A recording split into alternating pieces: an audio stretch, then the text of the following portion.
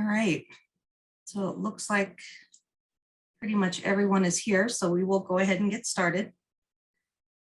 So good evening. Thank you for joining us tonight for our part 4, the last part of our 4-part series for Medicare 101, everything you never wanted to know about Medicare. Tonight, we're going to talk about Medicare and the other types of health insurance options that might be available to people. Just some quick housekeeping before we get started. I will be pausing between each topic to see if anybody has questions. If you have a question at that point, we will allow you to just unmute and ask your question, or you're welcome to type a question into the chat box at any time, and I will address them during the pauses. If anybody has any problem with hearing me, please let me know. Turn my volume up. All right, so let's go ahead and get started. Again, thanks for joining us tonight. I appreciate you guys hanging in there for all 4 parts or all 4 weeks of this 4-part series. And we appreciate your attendance and your ability to join us. So again, tonight we're going to talk about Medicare and other health insurance options. As usual, I'm going to start with who I am with. I am with the Pikes Peak Area Council on Governments Area Agency on Aging. And the mission of the Area Agency on Aging is to work and with our partner communities to coordinate and develop systems that allow people to stay in their homes for as long as possible. The Area Agency on Aging serves 3 counties in Colorado: El Paso, Park, and Teller. This 4-part series has been in partnership with the Pikes Peak Library District, and we appreciate our long history with the Library District. We've been working with them going on 4, 5, 6 years now, and they've been a wonderful partner for this project. I am the coordinator for the local SHIP office. The SHIP office is the State Health Insurance Assistance Program, which is a federally funded program that's designed to provide free and unbiased one-on-one counseling and education for all things Medicare to all interested parties, including beneficiaries, family members, friends, and caregivers. The SHIP office in Colorado Springs actually serves 9 counties of Colorado that I've listed on the slide. Every county in every state should have access to a SHIP program in their area, if nothing else by a toll-free number within that state. I've listed our Colorado toll-free number here. Anybody who calls that number in Colorado will be routed to the SHIP office closest to them. So a brief recap of what we've covered so far. In week 1, we talked about Medicare enrollment and eligibility and benefits, coverage and costs for both parts A and B, also referred to as original Medicare. In week 2, we talked about additional insurance options to go with Medicare, namely Medicare supplements or Medicaps and Medicare Advantage plans. And last week, we talked about Medicare Part D, the prescription drug coverage benefit of Medicare in depth. So tonight, we're going to wrap it up with talking about all other types of insurance options that might be available for someone, including COBRA coverage, employer coverage, including retiree coverage, military retiree coverage or VA benefits. We're going to talk about Medicaid, and then we're going to talk and wrap it up with marketplace coverage. So to get started, we're going to talk about employer coverage. Many people who are becoming eligible for for Medicare these days is not necessarily ready to retire. And that's becoming a pretty common scenario for a lot of people. So Medicare does allow, as we talked about in the previous weeks, Medicare does allow people to delay enrollment into Medicare if they have active employment with employer group health coverage through that employment, and it covers either themselves and their spouses. So if someone is still actively employed and has health coverage through that employment, and that's covering yourself or your spouse, you would be able to delay enrollment into any part of Medicare until that employment and that employer health coverage ends. If you are actively employed, an employer cannot require you to enroll in Medicare. Now, the exception to that rule might be that if your employer is less than 20 employees, you definitely want to enroll in Medicare, because employer coverage from an employer with less than 20 employees would not be primary to Medicare. So you would be encouraged to enroll in Medicare so that Medicare was your primary insurance, and you could keep the employer coverage as a secondary insurance. But if you work for an employer with more than 20 employees, you could delay enrollment into Medicare until you stop working. At that point, you would have an extended window of opportunity to enroll in Medicare without penalty. It's called a special enrollment window. And it's actually an 8-month window from the time the employer coverage ends. If you enroll in Medicare anytime while you're still actively employed after you become eligible for Medicare, and then you have an additional 8 months after that employment ends to enroll in Medicare without penalty. If you do not enroll in Medicare, either while you're working or during the 8 months after your employment ends, you would have to wait until the next general enrollment period, and you could possibly have penalties to that Medicare premium. And again, your employer typically cannot require that you enroll in Medicare. They cannot encourage you to enroll in Medicare. They cannot entice you to enroll in Medicare by offering to pay for it or anything like that. If you are continuing to work, you have no requirements to enroll in Medicare whatsoever. For some people who are working, they may choose to end employment, or employment may end for them prior to their actual becoming eligible for Medicare. There is a program called COBRA Coverage. This is a federal program that is designed to provide health coverage for people whose employment ends, so that they have an extended period of health coverage from that employer, even though they no longer work for that employer. This is available when employment ends, or even if a reduction in your hours worked causes a loss of eligibility for the healthcare coverage. So this is COBRA stands for Consolidated Omnibus Budget Reconciliation Act. Can't even speak tonight. And it basically provides extended health care benefits to people who lose employment or lose eligibility for health care through employment. This can cover both the employee and their spouse's and dependents. If someone takes advantage of COBRA, which is a temporary health care benefit designed typically to work for an additional 18 months after employment ends, there are situations where that coverage could end sooner than that 18-month window. If someone who is in the situation and elects to enroll in COBRA so that they have continued health coverage for themselves or their family, if the person who was employed becomes entitled to Medicare, COBRA coverage could end. If an employee becomes separated or divorced, coverage could end potentially for their spouses and dependents. Obviously, if someone passes away or has loss of dependent child status, that coverage could end or change. For those who are entitled to Medicare prior to employment ending, you could still elect to enroll in COBRA for continued coverage of that employer benefit, and it would not end because you enroll in Medicare. In that situation, COBRA would still be primary and Medicare could be secondary. But COBRA coverage is not considered employer coverage based on active employment.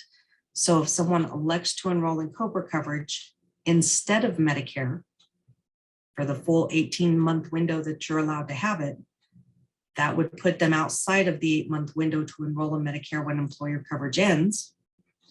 And it's not considered a credible benefit, a credible coverage benefit that would allow for an extended delay enrollment into Medicare, so penalties could be incurred by using the full 18 months of credible or of COBRA coverage instead of enrolling in Medicare. Now, even if the person who was employed chooses COBRA for themselves and their spouse dependents, when the employee enrolls in Medicare or is no longer eligible for COBRA for whatever reason, their spouse and dependents could potentially continue with COBRA and may even be able to extend COBRA for almost 30 months so that they are continued to have health coverage, even though the employee was eligible and able to get onto Medicare. If someone is on Medicare or on COBRA, so say you stopped working at age 64, you opted to enroll in COBRA, so you had health coverage until you were eligible for Medicare at age 65. Again, COBRA coverage potentially could last for 18 months, but once someone becomes eligible for Medicare while they're on COBRA, COBRA benefits will typically terminate.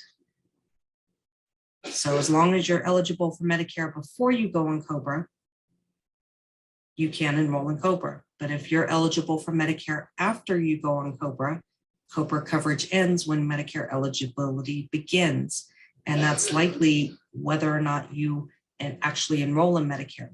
So even if you are eligible for Medicare, but you never enroll in Medicare, COBRA coverage could still end based on the fact that you're eligible to enroll in Medicare. And sometimes that COBRA coverage finds out late.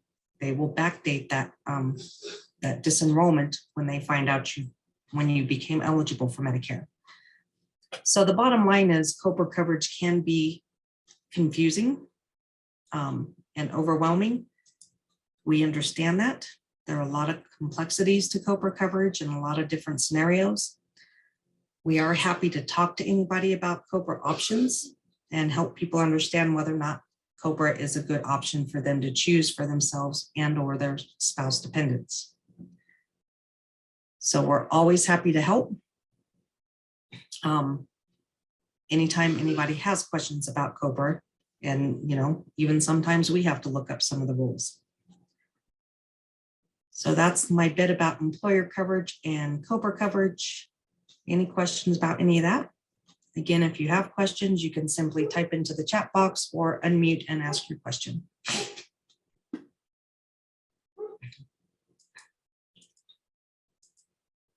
All right, I'm not hearing any questions. I'm not seeing any questions, so we will move on. So now we're going to talk about retirement coverage, which is a health benefit offered from a past employer that you have retired from. So retirement coverage can be almost as confusing. Retirement coverage options vary from employer to employer and can vary significantly from employer to employer because employers have the ability to customize whatever options they choose to offer to their retirees. Eligibility for retirement benefits is absolutely solely determined by the employer, and what benefits that employer offers their retirees is solely determined by that employer. There are many, many different ways employers can offer any sort of benefit to their retirees. Many times, retirement benefit is always going to be designed to be secondary to Medicare. So these benefits are assuming that you are going to enroll in Medicare as your primary insurance, or at least have original Medicare A and B. Most of the time, employer coverage will come with a drug benefit, but you would want to make sure that that drug benefit being offered to you from the employer is considered creditable by Medicare standards. And what that means is the drug benefit being offered from the employer as good as or better than what Medicare offers under Medicare Part D? That can be a very, very important thing to know, because even if the employer is offering really good healthcare coverage, if they're not offering credible drug coverage, you would have to worry about and think about enrolling in a Part D instead of just relying on the employer benefit. Again, employers can pretty much customize whatever benefits they choose to offer their employees or their retirees. And that can come in many, many different forms. That can come in benefits that they have customized with an insurer or multiple insurers that will look very much like a Medicare supplement. They can work with insurers to customize something that looks very much like a Medicare Advantage plan. They may choose to simply hire a third-party agency that they will pay to talk to you and then help you enroll in a limited amount of standardized supplement or advantage plans, which is what we talked about a couple of weeks ago. Other options that they may offer are subsidies. Some employers may offer an annual subsidy of $1,200 or $1,400 or $1,600 a year that retirees can request reimbursement for Medicare premiums or for supplement or other insurance premiums out of that lump sum subsidy. Or it could be a combination of any of those things. The bottom line is the only source to get that information as to what exactly is being offered and how that coordinates with Medicare would be from the employer. There are no standardized employer benefits or retirement benefits. So it really is a conversation you would need to have directly with the employer as to specifically what's being offered to you and how much that's going to cost and what that looks like. Now, we are always welcome to talk to people and able to help you figure out how what you're being offered compares to the other options that might be available to you, such as a supplement or an advantage plan, as long as you're able to provide some basic information for us. So, we can talk to people, even though employer plans can look significantly different from employer to employer. We're happy to talk to you and try and help you figure that out. Things to consider when looking at employer coverage is whether or not, again, that if that benefit that you're being offered includes a drug benefit, you'd want to know whether or not that drug benefit is as good as or better than what Medicare offers. Employers are required to provide written notice every year to their retirees or their insurees as to whether or not their drug coverage is as good as Medicare's. Other things to look at would be cost. If you're going to be required to pay a premium for that benefit, how much is that premium? Does it include the drug coverage? How does that coverage that you're being offered and have to pay for compare to options that you could get out on your own, such as a supplement or a Medigap? How do the benefits compare? Your out-of-pocket costs, your copays or deductibles. If you are used to having one kind of insurance, but as a retiree, you're only being offered a different kind of insurance, such as, you've had like a point of service coverage while you worked, but as a retiree, you're only being offered an HMO type coverage. Maybe you'd want to look at provider availability and whether or not your current providers would participate with whatever's being offered, and those kinds of things. So there's a lot of things to look at. And again, we're happy to help you look at those things and compare those differences to what else might be available for you. So I do have a couple of questions. I have a question in chat.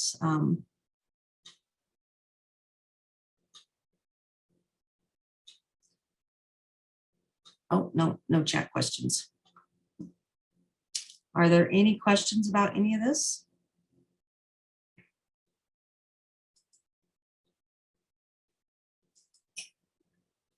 No questions about employer retiree coverage.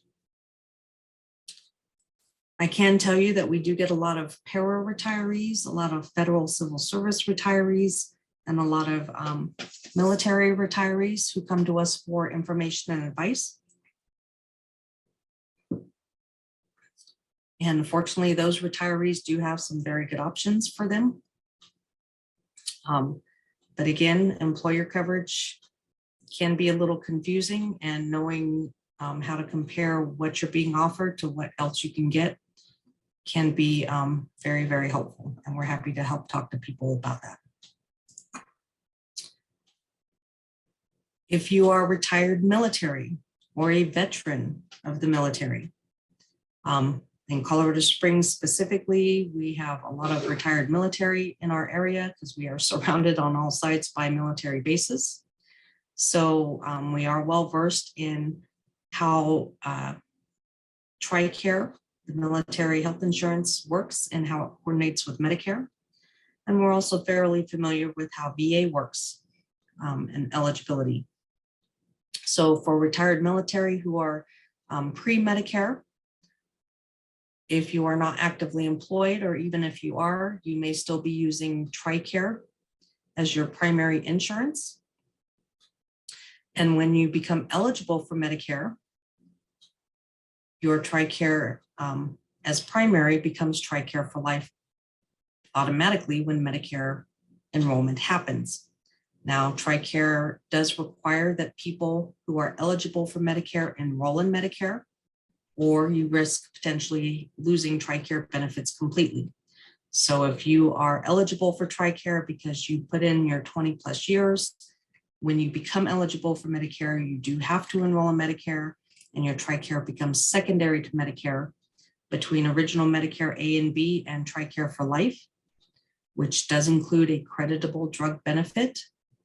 Honestly, you probably have some of the best health insurance available in this country today. In order to be eligible for TriCare or TriCare for Life, again, you'd have to put that 20 plus years in the military before retiring. You would want to make sure that you contact the DEERS office and let them know when you enroll in Medicare.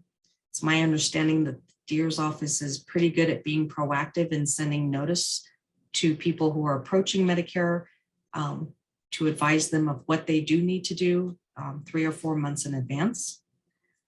But you would want to make sure that all your information is up to date at the DEERS office so that that transition goes smoothly. But again, if you have original Medicare A and B and TriCare for Life, you probably do have some of the best country available, or some of the best insurance available in this country today. If you are a veteran and have access to VA benefits, or you are getting ready to explore VA benefits, eligibility for any VA benefit is determined by the VA themselves, and that includes disability determinations and whether or not someone is eligible to use VA services, which can be based on income and medical need. If someone is already in the VA system, is using the VA system, a lot of times that could be their primary care. And what people need to know about how the VA system and Medicare work together, unfortunately, what I can tell you is that they usually don't. So if you use the VA system, you can continue to use the VA system for healthcare, but it's not going to be considered a creditable benefit to replace Medicare or to use instead of Medicare without incurring Medicare penalties if you choose to enroll in Medicare in the future. So I do get a lot of people who ask me if they should enroll in Medicare Part B, the benefit that they have to pay for, if they use the VA for most of their services. And again, honestly, VA is not considered health insurance. It is a benefit, but it is not a health insurance benefit. And so it would not be considered a credible or a good enough excuse to delay enrollment into Medicare. Now, again, Medicare does not require that you enroll in any part of it. And if someone chooses not to enroll in Medicare because they are accessing VA services, they can do that. However, there could be advantages to enrolling in Medicare, even if you use VA systems. But Medicare and VA do not coordinate with each other, which means one is not primary and one is not secondary. VA does VA services and Medicare does all services. So any services that you are accessing specifically through the VA, you can continue to use, but VA will typically only cover VA related services. Medicare covers any service you ever need anywhere for any reason. In this area and in Colorado, where we do have so many military installations, having access to VA facilities has become less and less of a problem. However, people may not always tend to be in an area or live in an area that has such a large ability to have access to those services and those facilities. That's one of the benefits of it actually enrolling in Medicare can have, is if you move out of this area and you move to an area where VA services and facilities are not as convenient, at the very least, you still have Medicare and would be able to access any services under any circumstances through your Medicare. But Medicare is not going to pick up any costs that VA makes you pay, and VA is not typically going to pay any costs that Medicare left over after they paid first. So they do not coordinate with each other. They do not cross over to each other. VA does VA, Medicare does Medicare, but there can be some definite benefits to having both.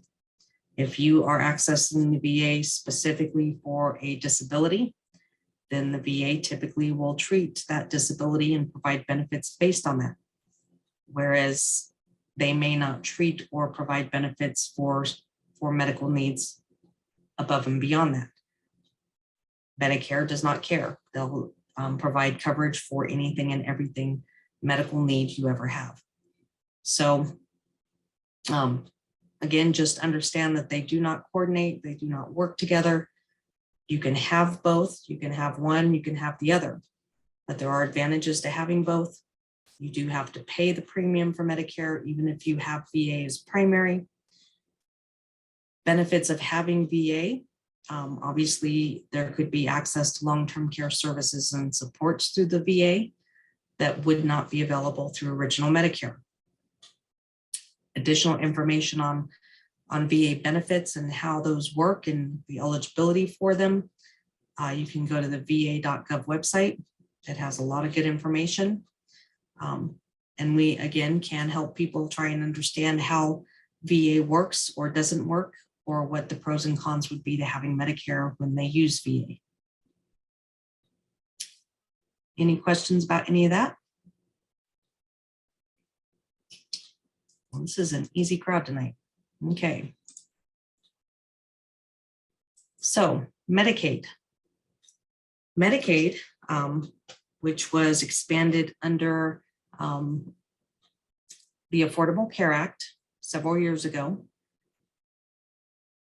is a state-run program. So a lot of times people get Medicare and Medicaid confused or mixed up. And the best rule of thumb for Medicare and Medicaid is that Medicaid is the federal benefit that people earn by paying taxes. Medicaid is a state-run benefit that is based on need, both financial or physical. Medicaid is funded by federal dollars, but it is a state-run program. And again, it's typically a needs-based program. In Colorado, for Medicaid benefits or information, you can go to the Connect for Health CO website, Connect for Health Colorado. That is our marketplace website, but it does also help determine eligibility for Medicaid. For anybody under 65 that may be on Medicaid, they are probably on what's called MAGI Medicaid, which is probably the more technical or professional term for it, which stands for Modified Adjusted Gross Income Medicaid. That is the expanded benefit or expanded eligibility benefit based on the Affordable Care Act, where it increased income limits for people to qualify. Primarily, this is a benefit for people under 65 that doesn't require a physical need to qualify for. And so there were probably tens of thousands of people who were able to get healthcare coverage when the Affordable Care Act went into effect that otherwise would have simply been uninsured until their eligibility for Medicare came up. Again, this expanded healthcare benefit through Medicaid is primarily for people under 65 that don't qualify for Medicare. The other thing a lot of people don't realize about Medicaid is that Medicaid can vary from state to state. Even though this is a partially federally funded program, the program can vary state to state. States can determine how many types of Medicaid someone might be eligible for, what those benefits look like under the individual categories of Medicaid, who qualifies, and many of the eligibility criteria. In Colorado, specifically, we have 45 or 46 different kinds of Medicaid. Each one of those kinds of Medicaid may have different eligibility criteria, which could include income and resource criteria, but it could also include physical need criteria. So for people who are physically disabled and unable to work, there's different criteria than for people who are 65 and older and on Medicare. So Medicaid can be a little confusing, but it can be good coverage for those who qualify for it. Income and assets are typically going to be a significant factor in anybody's eligibility for Medicaid. So keep that in mind. Even though income limits for the expanded Medicaid benefit through the Affordable Care Act were increased, income limits for other categories of Medicaid did not. So programs that people with Medicare might be eligible for under the Medicaid auspice, primarily we help people apply for what's called Medicare savings programs. Medicare savings programs are programs that are designed specifically for people on Medicare, and these programs only help cover some of the costs of Medicare, such as the Medicare Part B premium. So technically they are not considered Medicaid, even though you have to apply for these programs through the Medicaid system. But these are federally funded programs. Specifically, Medicare savings programs are funded almost solely through the federal system. And again, they only cover Medicare costs, such as Medicare premiums. They could potentially also cover the co-pays or the co-insurances and deductibles of original Medicare. Other programs that might be specific to people who are 65 or older, or even people who are on disability, would be the old age pension program. That program would be for people who have very, very low incomes below the federal poverty level. And that would provide a supplement to that lowest income and increase that income up to the federal poverty level. SSI is kind of the same thing. It's a benefit, a cash benefit that you can apply for directly through Social Security if you have an income below the federal poverty level, and it would increase your income to, at the very least, at poverty level. Other common programs that people may qualify for would be the long-term care programs, whether that's home and community-based service programs, which are programs that are specifically designed to help people stay at home versus going to, say, an assisted living or a long-term care facility. And then the long-term care program that specifically helps people cover the costs of being in an assisted living or long-term care facility. Typically, it will cover the cost of room and board, which of course are not benefits of Medicare once someone's need to be in a long-term care facility becomes not medically necessary. Again, income and eligibility criteria vary from plan to plan. We have talked about the Medicare savings programs in the last couple of weeks. We kind of touched on the long-term care programs for people who are either considered not eligible for the Medicare skilled facility benefit anymore, or have exceeded that 100-day skilled facility benefit period. We do help with Medicaid applications of all of these sorts at our agency, and we are happy to talk to people about their eligibility as well. So we can help someone kind of determine their eligibility. Although we are not an eligibility site, we can talk to you about that eligibility, and we can help you with the actual application process. And anybody who ever wants more information on eligibility, you're always welcome to call us, and we're happy to talk to you about that. Any questions about any of that?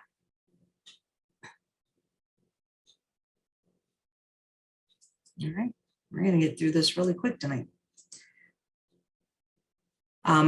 We do have a handout that gives you some basic income and asset criteria.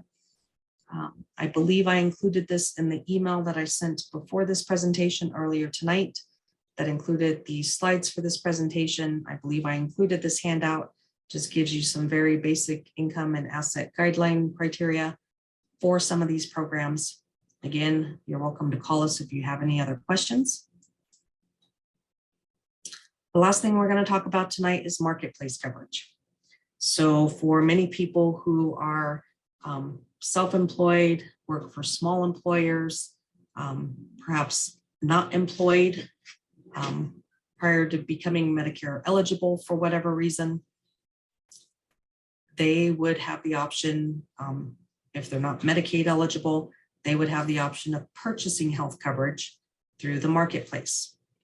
Again, the marketplace is going to be that federally mandated healthcare service that was initiated by the Affordable Care Act that provided everybody in this country the ability to purchase healthcare coverage without the worry of underwriting.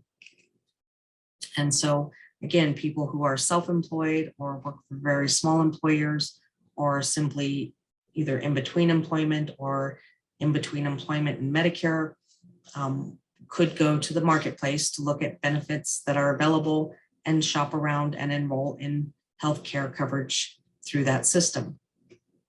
In Colorado, we chose to manage our own marketplace. We call it the Connect for Health Colorado system. Many states opted not to manage their own marketplace and is managed in other states by the federal government. Because we opted to manage our own marketplace, we may or may not have better options or more options. That's arguable, depending on who you're talking to, but we do have that option. If you're looking at that kind of coverage or you have that kind of coverage, again, you can apply for that coverage through the Connect for Health website that I've listed on the slide. This is considered private insurance. So there are monthly premiums, there are deductibles, there could be co-pays and co-insurances, but they do have maximum out-of-pocket limits. They include drug coverage. Many people may qualify for tax credits or premium subsidies that reduce their responsibility when they have that coverage and use that coverage. Tax credits reduce monthly premiums, and premium subsidies can reduce costs on a monthly basis, can also reduce co-pays. Again, all of that would be based on adjusted gross income as to whether or not someone qualifies. If you don't qualify for the tax credits or premium subsidies, you would pay the full monthly premium. I can tell you that it's usually not cheap, or if you've ever been there, you know it's not cheap. There are annual enrollment periods where you have the opportunities to get into these plans or out of these plans or switch from one plan to another.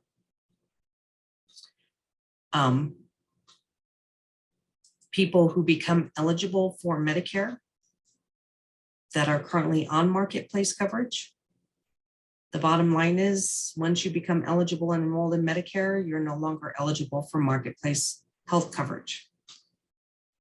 So keep that in mind when you know your Medicare is going to be kicking in.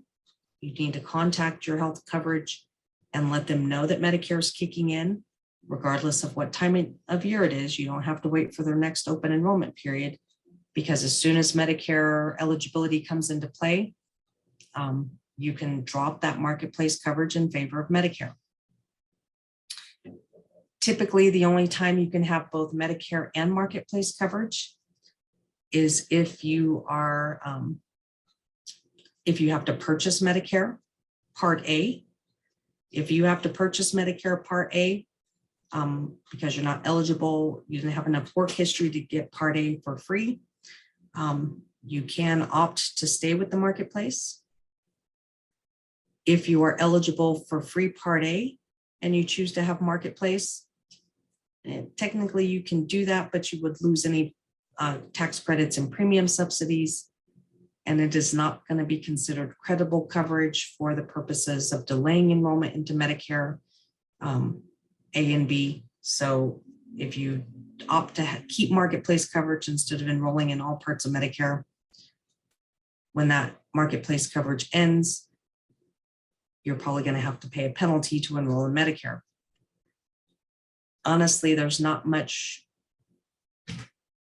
many reasons that you'd want to keep Marketplace coverage if you're eligible for Medicare, because Marketplace coverage is typically going to be much more expensive than Medicare coverage. So even though once you become eligible for Medicare,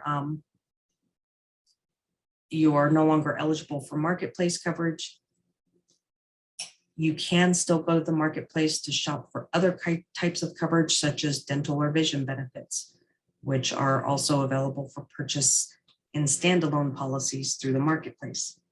Because those are not benefits of Medicare right now, the dental and routine vision benefits, you can honestly shop around for that kind of coverage from any source, whether it's from private insurance, whether it's a discount card, whether it's, it's not a benefit of Medicare, so you can get dental and vision coverage if you choose to purchase that kind of benefit through any source. And the Marketplace would be one option where you could actually compare different plans side by side. Again, Marketplace rules can be complex and confusing, and they can change sometimes. So if anybody has any questions about Marketplace coverage and Medicare, again, you're always welcome to call us, and we're happy to help walk you through that.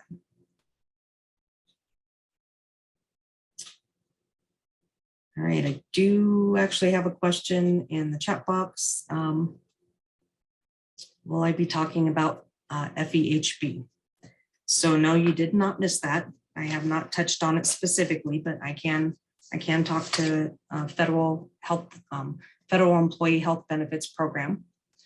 So FEHB, or Federal Employee Health Benefits Program, is a health benefit that's offered specifically to federal civil service employees. We do have a lot of them in Colorado. We do talk to a lot of federal retirees. Those health benefits, quite honestly, are some of the best retiree benefits that can be offered in this country. Federal employees and federal retirees have the option of continuing any of the coverage options that are offered to you while you are still actively employed. Once you're retired, you're even have the ability to continue that coverage regardless of whether or not you choose to enroll in Medicare.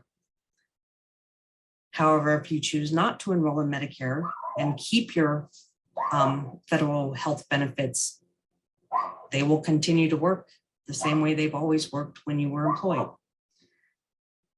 As a retiree, if you enroll in Medicare, many times that federal health benefit will simply change and become secondary to Medicare and start coordinating with Medicare as a secondary insurance.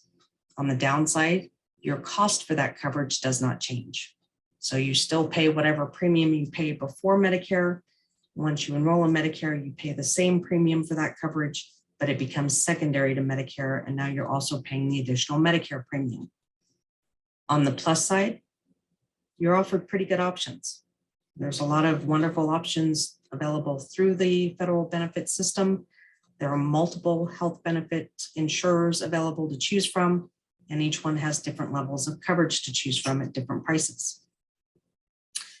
In the handbooks for each of those benefits that are offered, it does explain for each insurer how they want or how they will coordinate with Medicare once someone chooses to enroll in Medicare, and how that's going to work. Again, there are different levels of coverage with each insurer, and sometimes one level of coverage may work better with Medicare than another level of coverage. High deductible plans through the federal system don't tend to work well with Medicare and will not coordinate with Medicare.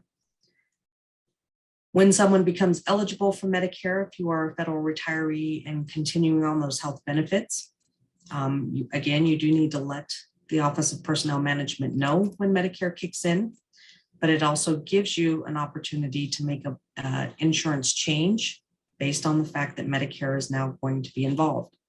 So you get like a special enrollment period to change your health benefit through the federal system to find something that might better coordinate with Medicare. So each of the insurers may have slightly different rules on how they'll coordinate with Medicare or what they're required to coordinate with Medicare. And, again, that can only be found with each insurer, but it is found within each insurer's handbook, which can be pulled up on the Office of Personnel Management website. If you had any specific questions about FEHB benefits, again, you're welcome to call us.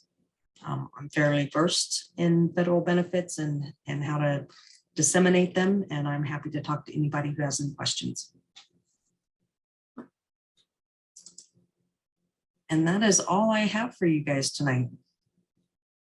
Any other questions before we wrap it up? Again, always please feel free to contact us if you have any questions or would like any information about anything we've talked about over the last 4 weeks.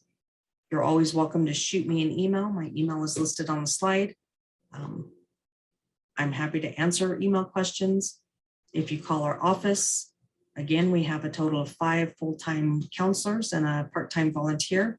So we are hopefully able to call you or talk to you on the phone or call you right back. You can call our local office. You can call the statewide toll-free number. That'll get you to the same place. I appreciate the comments in the chat box. We do so appreciate you attending these presentations. Again, you will be sent a survey. The survey that's going to come at the end of this presentation will be the survey from Medicare directly.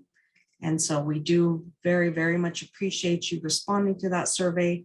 Your survey answers do go directly to the Administration for Community Living, which is the federal oversight for this particular program. Your feedback absolutely counts when it comes to how much funding this program gets at a federal level. And so I would appreciate anybody who is able to respond to that survey when you get that email from us.